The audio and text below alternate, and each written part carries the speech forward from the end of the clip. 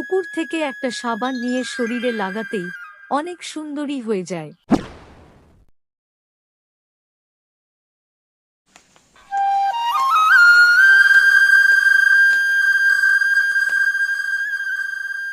এই যে মহারানী, রান্না কি শেষ হয়েছে নাকি এখনো খন্তি নাড়তেই আছিস?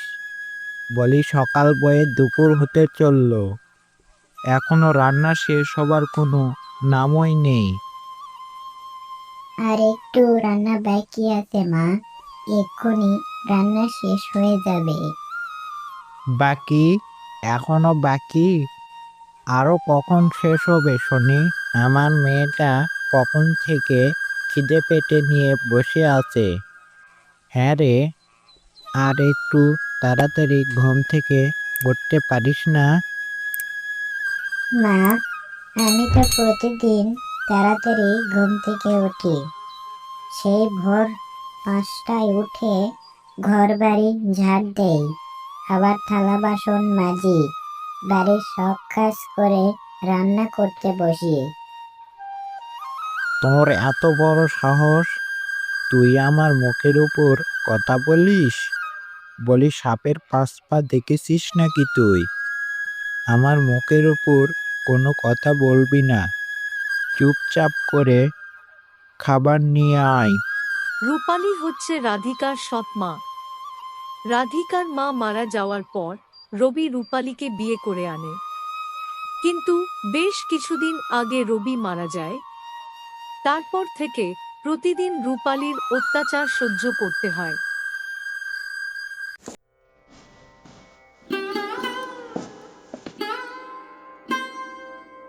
মা, এই নাও তোমার খাবার, তোমরা তাড়াতাড়ি করে খেয়ে নাও।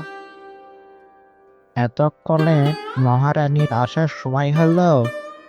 বলি, আমার যে খালি পেটে বেশিক্ষণ থাকলে ব্যথা হয়, এটা কি তোকে রোজ রোজ বলে দিতে হবে?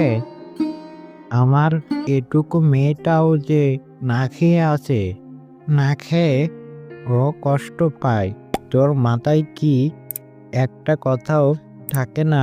হ্যাঁ, মা, তুমি কাকে কি বলছো? ওর মাথা তো ওর মুখের মতোই কুচকুচে কালো, এজন্যই তো ওর মাথায় কিছুই থাকে না। আমি দেখতে মোটেও খারাপ না মা। আমার মা বলতো আমি ওই আকাশের চাঁদের মতো সুন্দর। হ্যাঁ, তাই তো। তুই তো দেখতে সেই আমাবস্যার চাঁদের মতো। মা বাবা বেঁচে নেই বলে আমাকে মুখ বুজে এত কষ্ট সহ্য করতে হচ্ছে, বাড়ির সমস্ত কাজ করতে হচ্ছে। আর যদি আমার বাবা মা বেঁচে থাকতো, তাহলে আমাকে এত কাজ করতে হতো না, এত বাজে কথা শুনতে হতো না, এত কাজও করতে হতো না। আমার আর ভালো লাগে না, আমাকে কেউ ভালোবাসে না। মা বাবা, তোমরা কেন আমাকে তোমাদের সাথে নিয়ে গেলে না?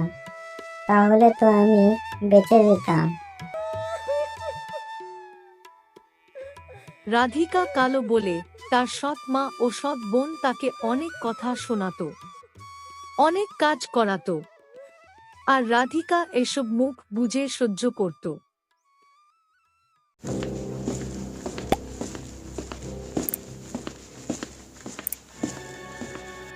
এই রিদিকাকে নিয়ে হয়েছে আমার যত জ্বালা। সম্পর্কে তো ও আমার বড় মেয়ে।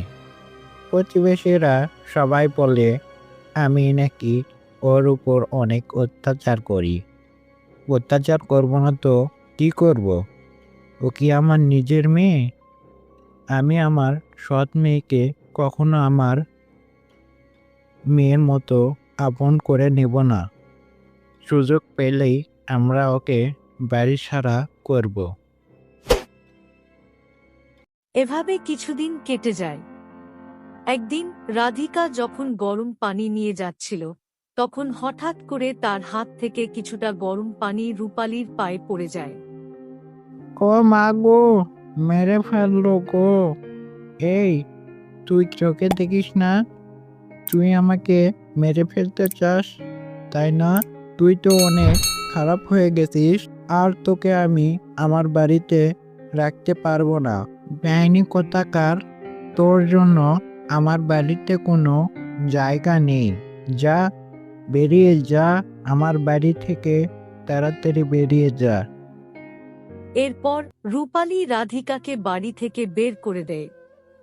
অসহায় রিধিকা খালি হাতে বাড়ি থেকে বের হয়ে এসে একটি পুকুরের সামনে কাঁদতে থাকে।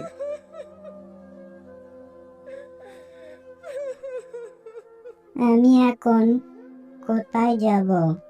আমার যে যাওয়ার কোনো জায়গা নেই। বাবা মা, আমাকে তোমার কাছে নিয়ে যাও। আমি যে আর এত কষ্ট সহ্য করতে পারছি না। সেই সময় একটা পরী সেখানে চলে আসে। তোমার কি হয়েছে? তুমি কান্না করছো কেন, রিদিকা? আমি কালো বলে আমার সৎ মা আমাকে বাড়ি থেকে বের করে দিয়েছে।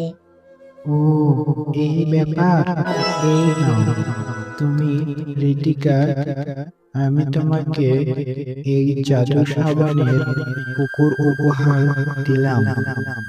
এই পুকুরে যে সাবানগুলো দেখছো, সেগুলো জাদুকরি সাবান। এই সাবানগুলো দিয়ে তুমি গোসল করলেই সুন্দরী হয়ে যাবে। কিন্তু একটা শর্ত আছে, এই গাছের সাবান শুধু তুমি ব্যবহার করতে পারবে। অন্য কেউ ব্যবহার করলে তার অনেক ক্ষতি হয়ে যাবে। তুমি ভালো থেকো, রিদিকা। তাহলে আমি এখন যাই। তারপর পরী সেখান থেকে চলে যায়। আর রিধিকা পুকুর থেকে একটা সাবান নিয়ে শরীরে লাগাতেই অনেক সুন্দরী হয়ে যায়। এ কি, আমার চেহারার রং দেখে অনেক সুন্দর হয়ে গেল।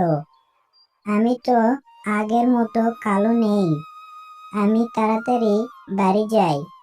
বাড়িতে গিয়ে মা আর বোনকে সব বলি। এ কথা বলে রিধিকা বাড়ি চলে যায়।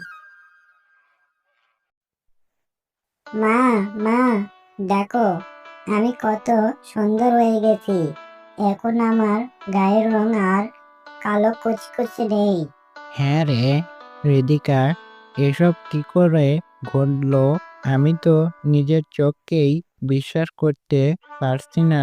এটা তুই?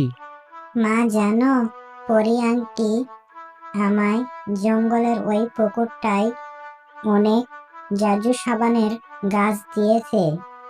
সেই সাবান ব্যবহার করে মুহূর্তেই আমি সুন্দর হয়ে গেছি। তবে পরি আন্টি সেই সাবানগুলো শুধু আমাকে ব্যবহার করতে বলেছে।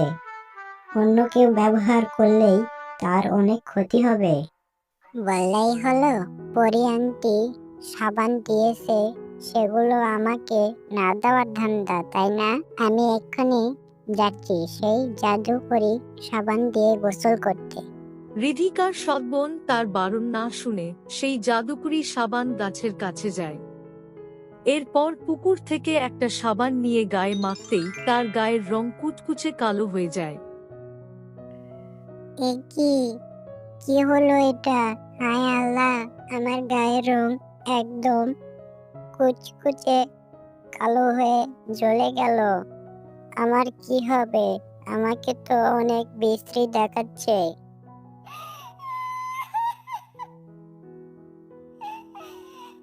বন্ধুরা, এরকম নিত্য নতুন সুন্দর সুন্দর কার্টুন ভিডিও দেখতে আমাদের এই চ্যানেলটিকে সাবস্ক্রাইব করুন।